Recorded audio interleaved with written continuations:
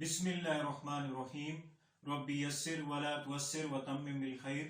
अस्सलाम वालेकुम students, I am Munirul Haque, your mathematics teacher. Welcome to success coaching academy. आज के इस लेसन में हम क्लास 9 का थ्योरम 13.3 डिस्कस करेंगे और इसको प्रूव करेंगे। प्रीवियस वीडियो में मैंने आपके सामने थ्योरम 13.3 से रिलेटेड जो वर्किंग रूल्स हैं वो डिस्कस किए थे।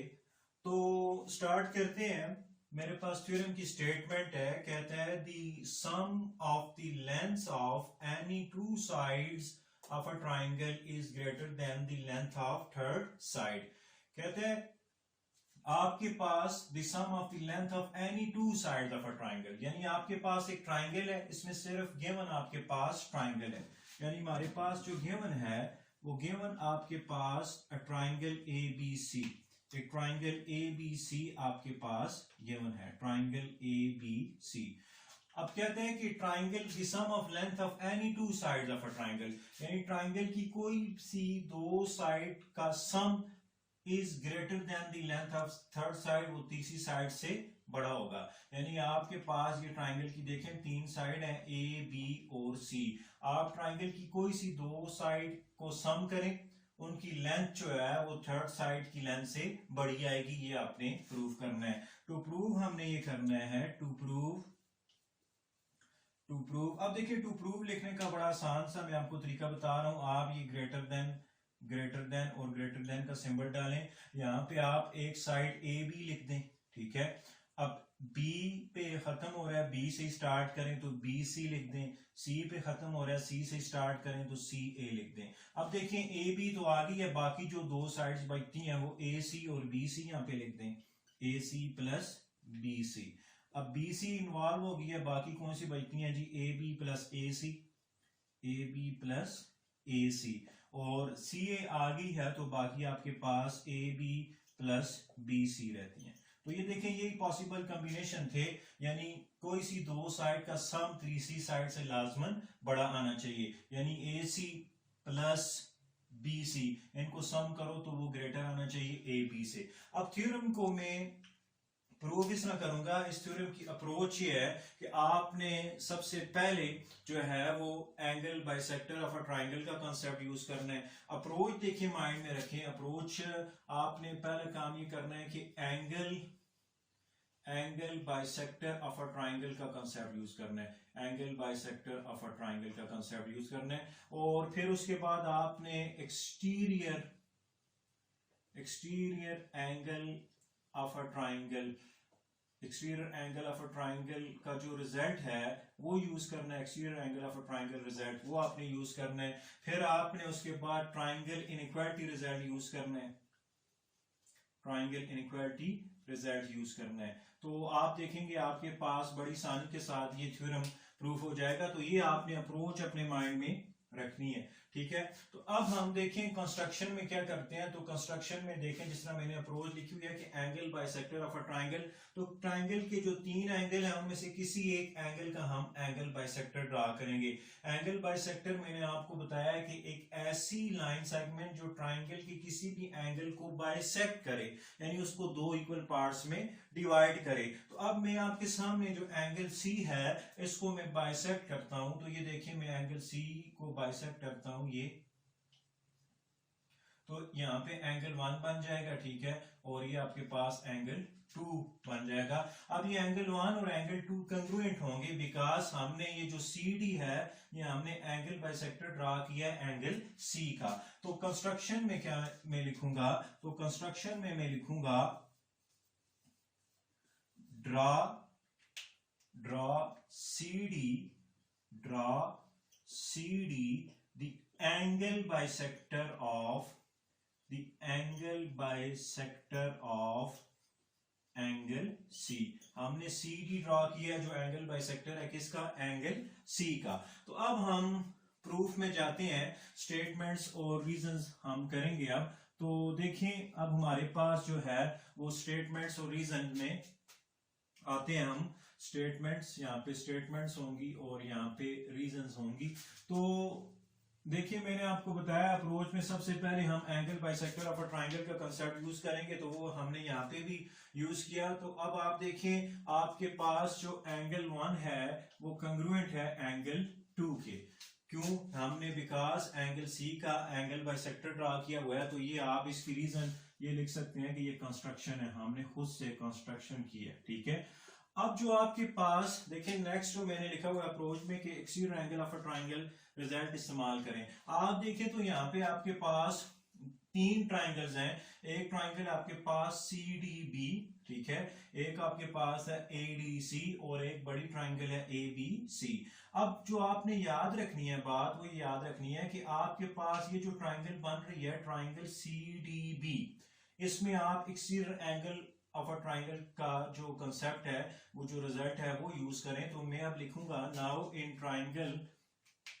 Triangle C D B, in triangle C D B. अब आप देखिए ट्रायंगल सी डी जो बी है सी डी बी, इसका जो मेरे पास एक्सटीरियर एंगल है वो एंगल 4 है। एक्सटीरियर एंगल क्या होता है कि आप ट्रायंगल की किसी भी साइड को बाहर की तरफ बढ़ाएं, प्रोड्यूस करें, तो वो जो प्रोड्यूस साइड है वो ट्रायंगल की जो एडजेसेंट साइड है वो जो एंगल बनाते हैं तो वो एक्सटीरियर एंगल होता है। तो ये देखिए एंगल 4 मेरे पास एक्सटीरियर एंगल है, ये मैंने बी डी को बाहर की तरफ प्रोड्यूस किया है और बी डी प्रोड्यूस साइड और इसके साथ जो मिली हुई साइड सी डी है, ये जो एंगल बना रही है ये एक्सटीरियर एंगल है। अब एक्सटीरियर एंगल रिजल्ट क्या कहते हैं? एक्सटीरियर एंगल रिजल्ट ये है कि एक्सटीरियर एंगल जो होता है वो ग्रेटर होता है नॉन एडजेसेंट इंटीरियर एंगल से। यानी एक्सटीरियर एंगल जो 4 है, measurement of angle 4 is greater then measurement of angle 2। तो देखिए ये जो इसके साथ मिला हुआ है ये एडजेसेंट एंगल है और इसके जो नॉन एडजेसेंट एंगल है वो एंगल 2 है और एंगल DBC है। तो एक्सटीरियर एंगल जो 4 है वो इन दोनों से बड़ा होगा, ठीक है। तो अब इसकी रीजन में क्या लिखूंगा? इसकी रीजन ये है कि exterior angle of a triangle, किसी भी ट्रायंगल का जो एक्सटीरियर एंगल है, this is the symbol for triangle, exterior angle of a triangle is greater then every non-adjacent interior angle, every non-adjacent interior angle। non-adjacent से मुराद जो उसके साथ मिला हुआ ना हो, यानी जो उसके अपोजिट इंटीरियर एंगल है वो मुराद है, यानी एंगल 2 और एंगल DBC मुराद है। अब देखिए angle 4 is greater then angle 2, तो अब ये देखिए इसको आप इक्वेशन 1 कह दें, इसको आप इक्वेशन 2 कह दें, तो यहां से मैं एक रिजल्ट लिख सकता हूं कि देखें measurement of angle 4 is also greater than measurement of angle 1। देखिए 1 और 2 आपस में कंग्रुएंट है। अगर एंगल 4 एंगल 2 से बड़ा है तो इट मींस कि एंगल 4 एंगल 1 से भी बड़ा होगा। तो ये किस तरह हमें पता चला? ये पता चला फ्रॉम 1 एंड 2 से ये बात हमें पता चली है, ठीक है। अब देखें उसके बाद मैंने ये लिखा हुआ था कि ट्रायंगल इनइक्वालिटी रिजल्ट लिखाएंगे। तो अब आप देखें एंगल 4 जो आपके पास बड़ा है एंगल 1 से, तो ट्रायंगल इनइक्वालिटी रिजल्ट ये कहता है कि अगर किसी भी ट्रायंगल के दो एंगल आपस में अनइक्वल हो तो जो बड़ा एंगल है उसकी अपोजिट साइड बड़ी होगी छोटे एंगल की अपोजिट साइड से। तो अब एंगल 4 की आप अपोजिट साइड देखें तो एंगल 4 की जो अपोजिट साइड है वो AC है, that must be greater than angle 1 की जो अपोजिट साइड है वो वाली, तो एंगल 1 की अपोजिट साइड है AD, ठीक है। तो ये आपके पास ट्रायंगल इनइक्वालिटी रिजल्ट है। ट्रायंगल इनइक्वालिटी रिजल्ट क्या है मैं एक दफा फिर एक्सप्लेन कर दूं। अगर ट्रायंगल के दो एंगल आपस में अनइक्वल हों तो जो बड़ा एंगल है उसकी अपोजिट साइड भी बड़ी होगी। किससे बड़ी होगी? छोटे एंगल की अपोजिट साइड से। तो इसकी रीजन क्या लिखूंगा? Side opposite to greater angle is greater. तो अब देखें मेरे पास ये यहां तक हम पहुंच आए हैं, इसको आप इक्वेशन 3 कहते हैं। अब मैंने ये जो स्टेप किए हैं, ये जो प्रोसीजर मैंने किया है, ये आप ये सारा प्रोसीजर जो है ट्रायंगल CDB के बाद जो मैंने यहां तक प्रोसीजर किया है, ये सारा प्रोसीजर आप जो है वो ट्रायंगल ADC में करेंगे, ठीक है। अब इन ट्रायंगल ADC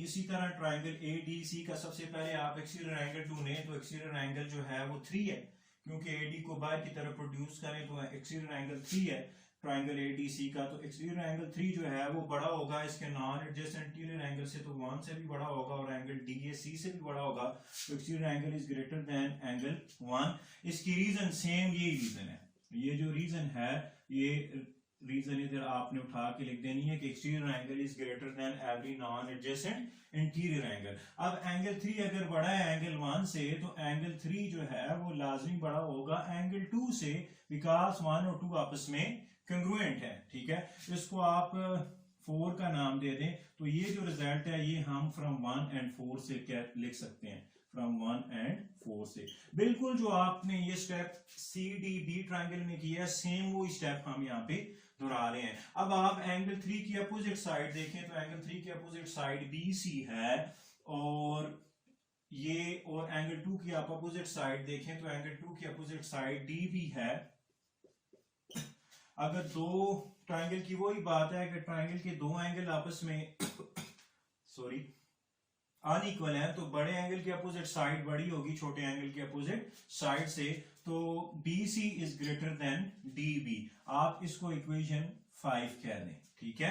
तो इसकी भी सेम वही रीजन है कि side opposite to greater angle is greater, ये रीजन आपने उठा के यहाँ पे लिखनी है कि side opposite to the greater angle is greater. तो यहां से यहां तक ये बिल्कुल वो सेम प्रोसेस है जो हमने ट्राइंगल CBD में किया है, वो ही हम प्रोसीजर ADC में करेंगे। अब देखिए हम अगर पहला रिजल्ट प्रूव कर लें तो बाकी दो रिजल्ट्स को हम लिख सकते हैं कि similarly we can prove that AB plus AC is greater than BC and AB plus BC is greater than CA। तो अब पहले रिजल्ट में आप देखें तो लेफ्ट हैंड साइड पे मेरे पास AC है, फिर प्लस है, फिर BC है, और राइट हैंड साइड पे मेरे पास AB है। आप इक्वेशन नंबर 3 और 5 पे नजर दुराएं, ये जो इनको मैं ये आपके सामने ये इक्वेशन 3 है और ये आपके पास 5 है, इनको आप देखें तो इनकी लेफ्ट हैंड साइड में AC और BC है। अगर मैं इन दोनों को ऐड करूं तो लेफ्ट हैंड साइड में AC प्लस BC बन जाएगा। तो देखें प्रूफ की तरफ बढ़ रहे हैं, तो इन इक्वेशन 3 और इक्वेशन 5 को मैं ऐड करता हूं, तो देखें लेफ्ट हैंड साइड में ऐड होगी, मेरे पास आएगा AC plus BC which is greater then, right hand side को ऐड करें AD प्लस DP, ठीक है। इनइक्वालिटी में कोई फर्क नहीं पड़ेगा, ऐड करने से इनइक्वालिटी में कोई फर्क नहीं पड़ेगा। तो ये आपने क्या किया है कि एडिंग 3 and 5, 3 और 5 को आपने ऐड कर दिया, ठीक है। अब मेरे पास देखें AC प्लस BC, अब आप फिगर में चेक करें तो A से D तक, ठीक है, A से D तक प्लस D से B तक टोटल जो डिस्टेंस बन रहा है वो AB बन रहा है, यानी AD प्लस DB, इसकी जगह मैं AB लिख सकता हूं। इसकी रीजन क्या है कि AD प्लस DB, सॉरी यहाँ पे DB आपके पास ये DB है, तो AB plus DB is equal to AB, ये आपके पास AB के इक्वल बन रहा है। तो ये आपके पास गिवन रिजल्ट प्रूफ हो गया है कि AC plus BC is greater than AB। इसी तरह आप लिख सकते हैं similarly we can prove that, हम इसी तरह प्रूव कर सकते हैं। आपने जस्ट पहला रिजल्ट प्रूव करना है और इनको आपने सिमिलरली लिख देना है। Similarly we can prove that AB plus AC is greater than BC और AB plus BC is greater than CA। तो ये आपके पास थ्योरम है। अप्रोच आपने नहीं भूलनी, आपने angle bisector of a triangle का रिजल्ट यूज करना है, exterior angle of a triangle का रिजल्ट यूज करना है और ट्राइंगल इनइक्वालिटी का रिजल्ट यूज करना है। उम्मीद है बात क्लियर हो गई होगी। अगर आपको कोई भी कंफ्यूजन है इसमें तो आप मुझसे पूछ सकते हैं। बहुत शुक्रिया।